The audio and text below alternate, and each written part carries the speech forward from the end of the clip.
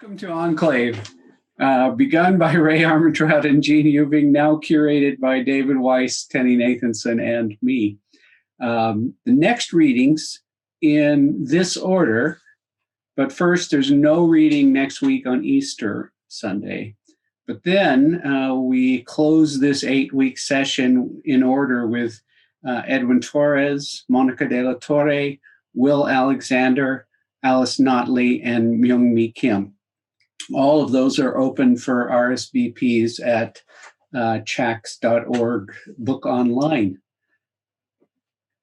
Tenney Nathanson is the author of the collection Erased Art from Chax and the book-length serial poems Home on the Range, The Night Sky with Stars in My Mouth from O Books, and Ghost Snow Falls Through the Void, Globalization from Chax, as well as the critical study Whitman's Presence, Body, Voice, and Writing in Leaves of Grass from NYU, a collection of his critical essays on American poetry is forthcoming from Chax, as well as another book-length serial poem, Ghost Snow 2, Unwinding. Tenney lives in Tucson, where he co-founded the POG Poetry Collective series. He serves as resident teacher for Desert Rain Zen and is a professor in the University of Arizona English Department teaching American poetry. Okay. I have never met Tenney Nathanson before, nor read his work before thinking about this introduction, which means that I can be entirely objective about this matter. And the previous sentence is bullshit. I had read an early chapbook by him before I ever came to Tucson, and I wanted to meet him then, practically from the moment I arrived here some 37 years ago. And from that point and all the years ensuing, he has been at the heart of everything I love and consider important about poetry in Tucson and elsewhere, for that matter. His unwavering activism on behalf of poetry here and on behalf of an aware and expansive poetry and mind everywhere has been a wonder to behold, and to know it spreads, but is hardly contained among his poetry, his teaching, his organizing, his conversations, his friendships, his family life, really everything. And that I have been able to partake in any way in that vision is certainly a part of what has sustained my own and has been my honor. Maybe that's what makes introducing him seem so difficult. This one is close to heart and soul. I tried to get out of it, but I didn't really want to get out of it. So let me start by saying I do not understand Tenney Nathanson's poetry, and I say that in all positivity and with a light heart. I may stand under it, I may sit and lay down in it, I may float with it, but I cannot claim understanding, nor do I think would I want to or would he want me to. Rather, it is the experience of the poem and of the thinking in the poem in which I and you are included, in which we move and which sustains us, or sometimes sustains and encloses us, perhaps sometimes abjects us, as does the world. For changes, as in our lives, happen so quickly and momentously, and sometimes without mercy. Thinking such lines as, thinking this guy is weird, won't get out of this one yet, sutured in grass your adventure in pointillism, but you merged like Zoom from Home on the Range, where you are embedded in the poem and in the thinking. You are merged like Zoom, though Zoom, as we're experiencing right now, was a good 14 or so years away from being invented. One wonders if this Buddhist New York, Arizona, Zen, academic, projective, avant historical poet hadn't perhaps predicted it. His poems, zoom, zoom, zoom, as in Olson's one perception must move instanter on another. But where Olson projects this as an urgency, one gets the feeling in Nathanson that such zoom, such movement is simply what happens. It is the world of which we are a part. So not get on board, but hey, you're here, you know? Or at least that was one view of it. The orchard is very quiet now before the rain. so that the dolphins seem to rise again and glaze the edges of the drifting boat, and I am someone else. That's from Erased Art. Yes, you are. You are the drifting boat. You are its edge. You are the rising dolphins. You are the quiet orchard. You are the one viewing and being viewed. You are someone else, and yourself too. Let's just skip around a bit in Ghost Snow Falls Through the Void, Globalization, and how's that for a title of a book, to see some of the specific movements. I shake my white socks at the runaway sun. Wow, wow, yeah, not a problem. I do not seek, I find. Yeah, caw, wow, wow. And that moves immediately to Google latest American fatality, Iraq. Oh shit. And to domesticity and its economy.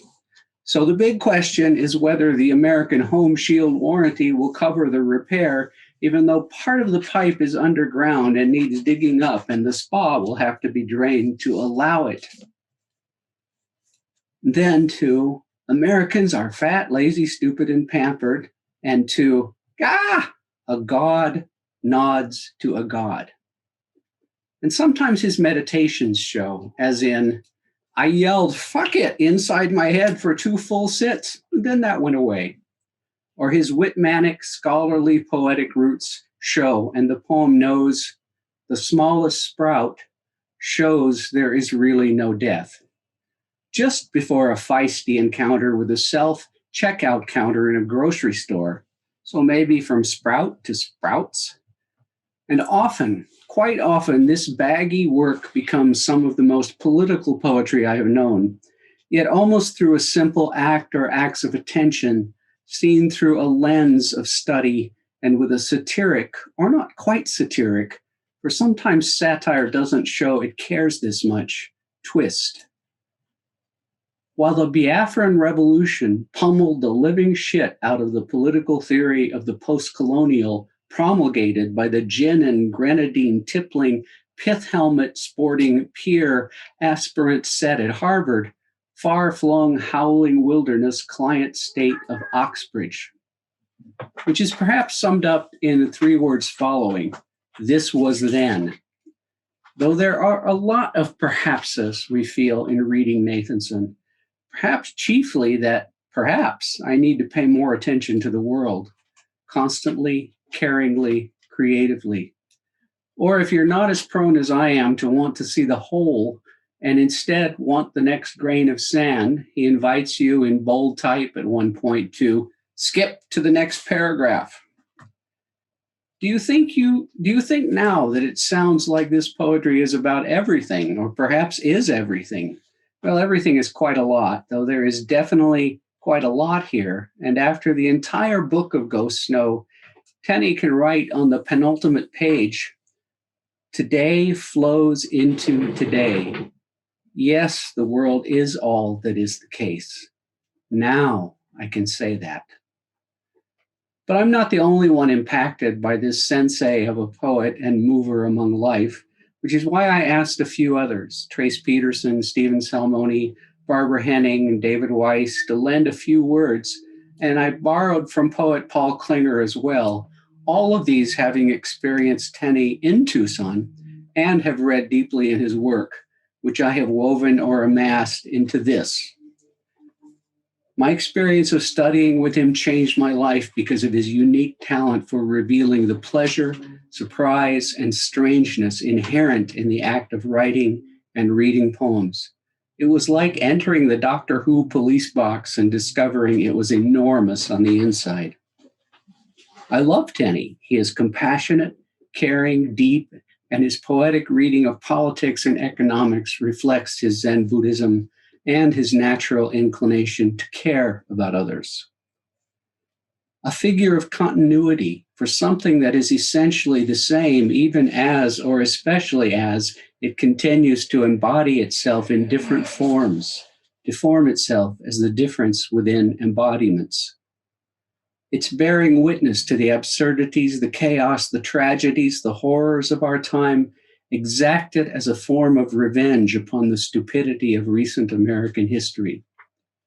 A revenge with a big heart, a love, and some predictive potential, Tenney Nathanson's many-voiced poetry problematizes convention and convenience as it draws near to something unsayable, subtle, and nigh. Part Arcade's project, part jumbled sack of stuff, he does like to describe some poems he loves as baggy because of how much they may contain. Ghost Snow lets symptoms and critique roll around in the hay together, coming up with a sense of renewed possibility. So, I can't understand, perhaps, but I can roll around in the hay. So let's do so for the next half hour or so. Or as he says in recent unpublished work, 1, 2, the night was blowing the stars around the sleeping bag. This is the story. Quite a story. Please welcome Tenney Nathanson.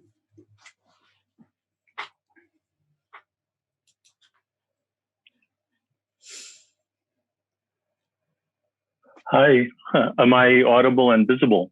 Am I good? Thank you. So Charles, that was just incredibly embarrassing and wonderful. So thank you so much for all that lovely stuff about some other guy, you know. But it's been a really long and wild ride doing poetry in Tucson with Charles. It's going on, I don't know, 30 something years, I think. And it's just been great. And as everybody knows, you know, Charles and Chax are not only Poetry Tucson, but probably Poetry Southwest. And it's been a great privilege to ride shotgun along with Charles these years. And I hope we'll keep on trucking for a long time more. It's also a great honor to read in the ENCLAVE series. Of course, I'm awed by the readers that Ray and Jeanne put together, and then the people who've agreed to read for Charles and David and me. And thanks again to Charles once more and to David Weiss for doing the lion's share of things as we co-host the series together. I want to show you a couple book covers because I'm not going to read from them. Let me see if so this is a Ray Start Chax book with a really beautiful painting by Cynthia Miller on the cover.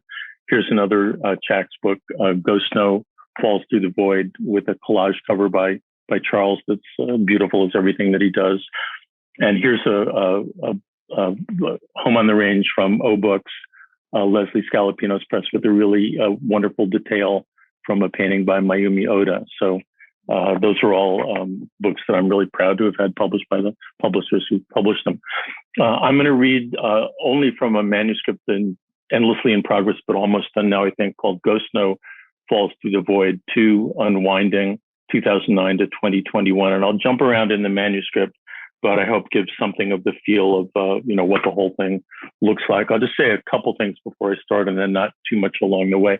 There's a gigantic amount of Donald Trump stuff in the manuscript, and that's been boiled down here just to a few stray words here and there that I think you'll recognize as his corrosive lingo.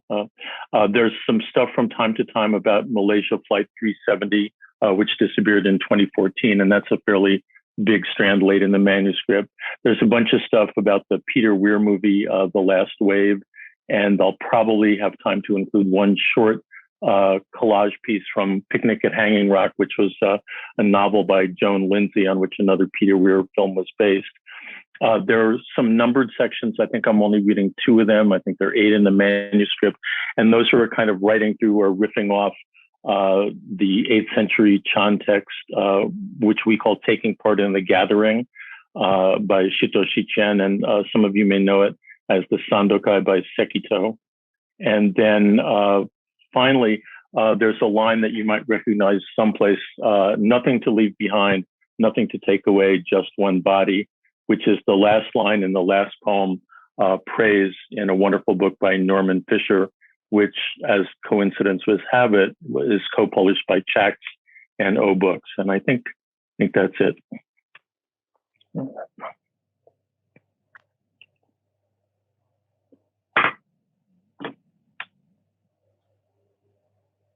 Okay, so I'm going to pick up just the very end of one section as a kind of something to push off against for the next section. There's a reference here to kalpas, which are gigantic intervals of time, maybe universe ending. There's a koan about the kalpa ending fire. And then there's a line, the elephants with their frog-colored skin, which was a misprint in a Marianne Moore poem that enraged her because she actually wrote the elephants with their fog-colored skin, which is strange but makes some sense. All right. Where are the snows of David Anton? Where are the 10 kalpas? We're sitting in them. Mexican honeysuckle, hops green and orange, blurred over the bricks of modern languages a little bit. That jay is angry and squawks. Time moves through itself like a hand grazed slowly along a thigh. Next time, let's look for the nipples. Truck roars and grinds getting underway, chugs out of the origin. Cement churns inside the rotating B-bell with the giant invisible spatula. What's the sound of one hand? It's been said it's not meaningful to speak of time's nipples. What then? Well, 1,000 bees along the inside of the laundry room windowsill, another 1,000 pressing the outside wall, momentarily slow-mo mosh pit of words, time, agglomerated bees, thick-packed into a spray-bottled mix of water and soap, greed, hatred, and ignorance, and Leslie is dead. Yes, the comic book is calm. Go, said Norman at Green Gulch, said Charles, A, not B. When I sit down, I sit right down plunk in all 10 kalpas with the other non-attained Buddhas. Excuse me? He didn't attain Buddhahood, Shibayama says simply. Maggie didn't, getting into her third book, still carrying on, dead. Mutzi didn't, wow, dead. The peeling eucalyptus bark in the gravel yard didn't attain it, dead? I'm not saying. That craggy bark flaked off in Spot's tree didn't either. The rippling water, still water, and prototypically gorgeous fall leaves in the picture Rachel posted but didn't attain it, nor did Ocean Blossom, blam, attain it. Poor Taxi, dead, is probably dying today. Ragdoll Kitty with his arms around X, whom he adores, will not attain it as death descends. It's a technical breed designation. That banana smoothie is no Buddha. Is it the green van then? Xiaozhou answered, oh no, of course not. Cotton lovely clouds drifting to no lazy music around the very soft blue of the sky, as who should say an Oldenburg typewriter floating slowly as if it were October, not August. Nope, not you either, clouds. This isn't a Buddha blue polo shirt, ergo this polo shirt isn't it either, 2ED. Here we go again, grammatical remarks masquerading as synthetic judgments in the 10 kalpas, like in Manhattan, 1979, which slows them way the hell down, like moose crossing. Okay, you can be the moose. Come on, let's see it. Nope, Wittgenstein said not that either, or private language which doesn't exist and is therefore especially prized. Does the no exist? Well, no there, the dream work. We wake up in the unconscious, yours, DT. Same tree out the office window shimmies its leaves in a little wind again. Time folds like origami uji. Time for a word from our sponsor. Winds whose soft tickling genitals rub against me, it shall be you. Broad muscular fields, branches of live oak, loving lounger in my winding paths, it shall be you. Pulled it into the other book. I said origami sushi, she thought, and liked it. A non-attained Buddha in the Chinese takeout line vows not to kill any more orange chicken. The elephants with their frog-colored skin. That other one twirls a flower, that other one smiles, and the sound spins slowly through the dark, a dandled flower circumnavigating Tenney. Amazing that dandle is really a word. Oh, spell checker, it shall be you. And the world can rotate as darkness spindled in the hand. The tree is the flower, the wall, that coffee, and Hawkwin's bicuspid-bearing cow. Outside the scriptures, governor, t'otherest governor. I play musical chairs, hot potato, or potlatch with Mahakasyapa. I throw this flower into the sea where everything floats in the 10 kalpas like bath toys, little ducks and boats. It's very tender. If there's surgery in the 10 kalpas, what will that be like, I wonder? And what if there's dying? T'otherest governor. I'm not saying. I mean, when will it happen? In the 10 kalpas, duh, and in water, floating next to the ducks and boats. The 10 kalpas swash me a track through them, though, then wash me up on shore now. Time to dust myself off, straggle up the beach, and get back in the game. See Patterson, book 4. What is the game? Today, the blur of asphalt, some hot trees, and as usual, doves in the driveway in boisterous droves. Tenney, what do you say? I vow not to disparage awakening, the way, or my companions. Over and out. I hope that's not where we're going, but you know, if this Congress keeps going the way it is, people are really looking toward those Second Amendment remedies. In this version, everything ices over. In this version, the sun rises over the surface of a big lake, which is totally frozen. In this version, light brown brambles, bare of leaves, drag and scrape against the ice as the wind keens, then again in lower tones, dragged back by their own weight in the lapsed wind. In this version, the crane sits high in the withered pine and surveys the ice. The sun comes up over the lake's edge, and an hour later, little drops of melting ice go drip, drop, drip, drop, drop, drop, drop, but there is no water. In this version, there's water. In this version, the temple's gates, abandoned, are framed by their own stark brambles with no leaves left, which scrape against the stone pediments and the faces of the white stone lions, which have turned a little gray. In this version, there's no water, there's ice. In this version, you stand beneath the crane, looking out from its denuded tree and see it flap its huge wings slowly twice, dragon in a withered tree that rattles the wind. In this version, there are no footfalls in the temple courtyard. In this version, the clouds are puffs, hovering or maybe slipping across the flat gray sky. In this version, it's a ghost wind. In this version, there's some light, lovely blue at the sky's edge, auguring what? In this version, there are little green leaves on the brambles in another season and tiny bright berries shining red. In this version, the abandoned temple is still. In this version, spirit protectors hover invisible near the gate. They brush their hands against the lion's cheeks lightly and run their fingers through the stone manes. In this version, this cannot be done. In this version, the lions. In this version, this can be done. In this version, the wind moaning through the empty temple courtyard is the same wind rattling the branches and whistling over the ice. In this version, it's the same wind the crane feels sliding under its slowly lifted wings. In this version, it was like an ice cave a million miles thick. In this version, the sun comes out not over the pine or over the ice, but over the temple courtyard, caught by flecks of mica in the flagstones and turned to glint. It doesn't come over the ice. It was like an ice cave a million miles thick. In this version, the sun floats like a buoyed ball over the ice. A red stain slides over the ice like fire, and ice chips glint like scarlet mica. In this version, the crane. In this version, there's no ice. In this version, the temple courtyard. In this version, the big crane slowly lifts its wings, which pause at the apex. In this version, the whole universe was sheer darkness. In this version, the crane lifts its wings and holds them extended, then flaps down hard and lifts like a troop carrier, slowly at first, then a little faster, but it takes a weirdly long time for the liftoff to gain real traction. In this version, it's something about aerodynamics that rhymes a turkey vulture, a cargo carrier, or a troop carrier, and the big crane rising. In this version, the whole universe turns into a big crane lifting off and gathering speed. In this version, the crane rises faster now and rides the air like a shout, coming up out of the ground where the person stands below and watches the crane. In this version, the ice cracks and whoops like the crane flying like a shout. In this version, the water drops warmed in the sun fall through air like a crane dropping down. In this version, the gods at the temple gate shout twice. In this version, the stone walls glint like ice. In this version, the crane sits still in the top of the withered pine, cold and unmoving, except for a barely discernible shiver. In this version, the sun goes down and the cold ice darkens. In this version, night falls like mist or rest on the temple. In this version, the walls gleam quietly in the moonlight. In this version, the stones of the temple dissolve and become the night. In this version, this is the way it is. In this version, this isn't the way it is. In this version, there's nothing.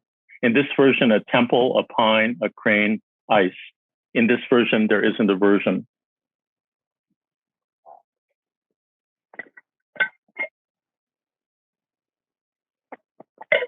The film opens with a montage of scenes of daily life in Australia in the 1970s, a rural school in the desert, the main street of an outback town, a traffic jam in the city, all being affected by unusually adverse weather conditions that suddenly appear.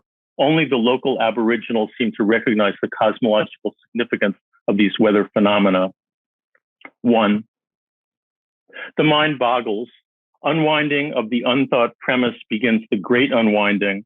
Tracking as if unraveling, and like ergo a long way from purloining for use or exchange value, an Indian immortal in the fashionable common sense of the term, since it moves by wobbling, eruptions, crenellations, and eruptions, not seamlessly sliding along between earthquakes, tsunamis, tyrants, petty jealousies, and petty chicanery. East and West, the epic of one degradation, as Emerson says somewhere, but not about East and West. But gosh, it's human nature and nature's nature to be shoved, tumbled, thrown, or rammed to the quick or dead while thinking you're watching from the proverbial sideline, seeing the slow rebarbative burn, turbocharged, grating muck and sludge dredged up, affectionate, haughty, electrical, and wanting, of course, to be helpful, but in the way all over again.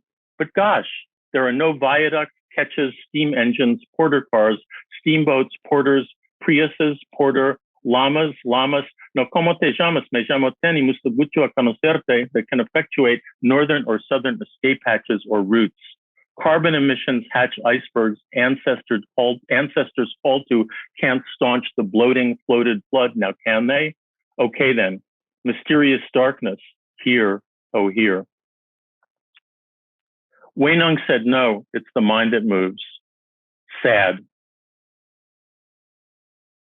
On 29 July 2015, air debris was found on a beach in San André on Réunion, an island in the Western Indian Ocean, about 4,000 kilometers west of the underwater search area. The object had a stenciled internal marking 657BB, consistent with the code for a portion of a right-wing flaperon from a Boeing 777. The following day, a damaged suitcase was found, which may be associated with Flight 370. The location is consistent with models of debris dispersed 16 months after an origin in the current search area off the west coast of Australia. On 31 July, a Chinese water bottle and an Indonesian cleaning product were found in the same area. A Sydney lawyer has more to worry about than higher than average rainfall when he is called upon to defend 5 Aboriginals in court.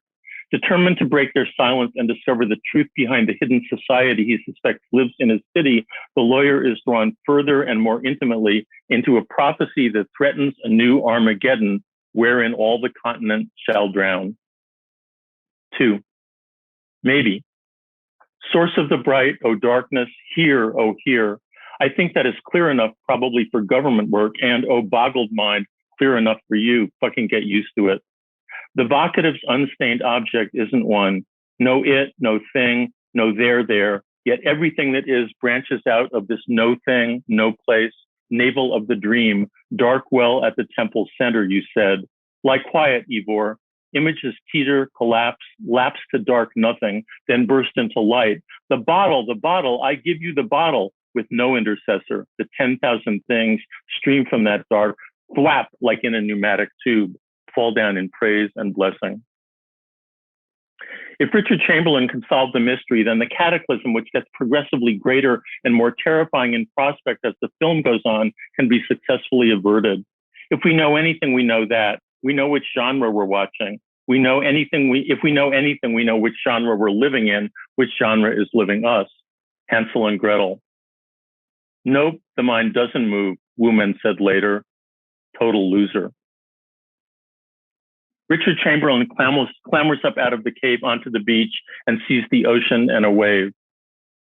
On 3 September, French officials announced that serial numbers found on the flaperon link it with certainty to Flight 370. This serial number was retrieved via borescope. On 2 March 2016, it was reported that an object with the text "No Step" on it had been found off the coast of Mozambique. Richard Chamberlain has solved the mystery. He understands, he knows, he's going to crawl up out of the cave in time. The wave gets bigger and bigger, and there's a louder and louder roar. Richard Chamberlain sees the wave fill 95% of the screen, then all of it. His mouth is wide open. 5. In the world of form, we differentiate substances and images. In the world of sound, a horrific cacophony of serpents and sewage pours out of the emperor's mouth. The stinking words sting. And yes, we distinguish music from noise, we say, but in the embrace of the dark, slime-drenched, it seems good words and bad words are the same, and the hashtag for shitto is shit stains now. But still, in the embrace of the dark, good words and bad words are the same. In the bright morning light, in mid-November chill, we divide trees from rocks, blue from the matte brown mountain looming up in front through cracks in which the soft dawn peaks like clear speech recalling us from confusion. The nation is destroyed, rivers and mountains remain. The four elements return to their natures for now, like a child to the mother earth turns where to what? Fire ravages scorched swaths of coast, rushes inland, jumps highways, and the trade in big oil is hot. The winds blow embers into your neighbor's house and into your own house next time, maybe, and water is wet, the earth solid, yes, maybe so, while the eye sees form and phantasmagoria. The ear hears voices and chittering echoes now. Stop it. The nose smells fragrance. The tongue tastes salt and sour. Punctum. Everything that is, depending on your unrepentant tenderness, its root. Well, what is the source of no? Don't know. Spreads out its leaves, flowers lightly in this light wind and burgeons, both falling and rising, sinking and still, nowhere right here, periplum and punctum. Roots and branches, yes, rage, squalid detritus, set endless heartache to rest, waffle cones, wind, pumpkin pie, meth heads, kencho, pecan pie, affable dopers, or is it pecan pie? My father in the long gray coat coming to my school, your grandmother died today, Rudolph the Red-Nosed Reindeer, Screeds, Beowulf, Rudy Giuliani, chicken fried steak. My mother, I made it to her bedside the evening before she died. The Toronto Blue Jays, Chick-fil-A, the Twin Towers pancaking down, the Cantos, Abu Zubaydah waterboarded 83 times at Guantanamo and also chucked into the stress position confinement box. The Toronto Maple Leafs, turned out it was just a mistake, never mind. The Toronto Raptors, Soviet jewelry, rapists and pedophiles, other assorted rappers, Rappaccini's daughter, George Steinbrenner, Rappaccini, Frank Perdue, Giabelli, and the protagonist of The Birthmark, last summer's faux monsoon, Donald Trump's hair, Manjushri, Raid kills bugs dead, shoes outside the door, Reggie Jackson and Billy Martin, Dark Wind over the cliffs over the Pacific, Billie Holiday, once a born liar and the others convicted. I tip my hat as I pass, wine dark sea, nothing to leave behind, nothing to take away, just one body. It takes a tough man to make a tender chicken. The enormous Freddie Lakers Skytrain circus tent, you waited in line 3 days, flirting with young girls and holding each other's places, or wandered out to restaurants or the WC. My beautiful dog Maggie, dead. Russian Easter hocus pocus in the big Orthodox church on 2nd Avenue. Irascible spell checker ogles Christos Voskres. The mouth-watering smell of searing steak wafting through the open sliding glass doors of the dojo on East 60 whatever street during very fast Rinzai Kinyan. Borscht, zucchini carbonara, my beloved teacher Joan. Christos Voskres, take that. Hold the bacon and eggs. Televised roller derby, the Brooklyn Bombers were the bad girls. Spell checker cheesed off. The heartbreaking pathos of the Pisan Cantos. Rohatsu and Frank O'Hara said, I jacked off. Their unrepentant horror, no, I mean the horror, utter lack of repentance. Airsat's neighbor homemade cannoli in Tucson, wrong filling. Old Ez on something street in the West Village, right near Sharon's method-inflected acting classes. Dostoevsky's meditation on Jesus dead in the tomb. Beats, an actor prepares, not earphones. Julia Kristeva's meditation on Dostoevsky's meditation on Jesus dead in the tomb. A fully loaded Sonoran hot dog. Old Ez folded his blanket. Still something came right up out of the earth and opened his heart in the tent. The mind swings by a grass blade. The soft breeze, the light washed in light. The tower to the left of the tower, Quintanariche, seen through a pair of breeches. The pangolin cult, undying, luminous, translucent, and what you depart from is not the way. Olive tree washed white in the wind. The deepest taboo again, pangolin, keep forgetting Chardet. Then walk back into the village in the morning light, having eaten the meat of the ritually killed taboo anteater to observe the normal dietary laws of the little village, to live an ordinary life. Eat pangolin equals COVID-19, QED. The sunlight on her hand holding a fan in the marketplace. I forget what teacher that was, or maybe light shining somehow through her hand as if the hand were translucent. It wasn't a poet who invented Roach Motel, but Mary Douglas was onto something crucial. Startling dawn light, waking space to define the big reincarnated trees, Nathan's of Coney Island, Katz's Delicatessen, the beautiful walk along the East River leaning down over the railing right over the water. Roaches check in, but they don't check out. Boats, Alex Katz cutout of Frank O'Hara. Why does the Hudson River flow south to the lower bay? And on and on and on and on and on. All things must return to their origin, and so do respectful and insulting words. Inshallah, shards, the darkness is inside the bright, lodged right in the belly and breath, intimate, nothing and no one, serene. But don't look only with the eyes of the dark. The brightness will strike you blind. If you move, it will break you into at the waist. Glinting rock, sharp cholla spines haloed in sun, rattlesnakes pissed off gunslinger whir, dogs driven suddenly batshit by gargantuan javelina stink, wham of the yellow bloom palo verdes, mouthful of ex-hot, hot green chilies is inside the dark. Damn. Miranda. There was no answering voice. The awful silence closed in, and Edith began quite loudly now to scream.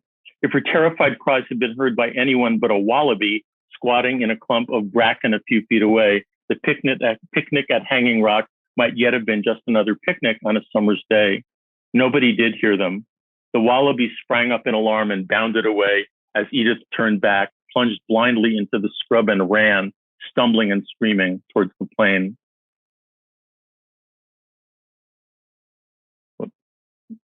It's a simple genre mistake. That's why his mouth opened so wide. He solved it. But the secret he's figured out isn't the secret he's in, or no, I mean the secret he thought he was in till right now, a crime or even a murder cult, he thought. Instead, it's the Klan's most esoteric secret, and Richard's cracking the code doesn't avert anything, save anyone at all. Instead, it violates the deepest taboo. Forget Charday, she's irrelevant, against divulging the secret, sacred, held inviolate in the bosom of the tribe, or is it the Klan? But at least as the always already, forget Derrida, unavoidable, unstoppable wave fills 95% of the screen, and then 100 or at least 99% in the movie's last shot, Richard Chamberlain knows what he's seeing. He's seeing the world end. He's seeing he got the genre wrong. Stop thinking he stumbled into the wrong genre instead. I don't know whether his wide open mouth is open to scream or to keep silent, is keeping silent, is keeping the silence that begins now as the movie ends and lasts a long, long time, the silence after time. Below the influence of the surface currents, water movement is sluggish and irregular below 10,000 feet in Antarctic bottom water from the Weddell Sea. Those cold, dense layers creep slowly northward from their source in the Antarctic circumpolar region, becoming nearly anoxic en route. Sad. Thank you.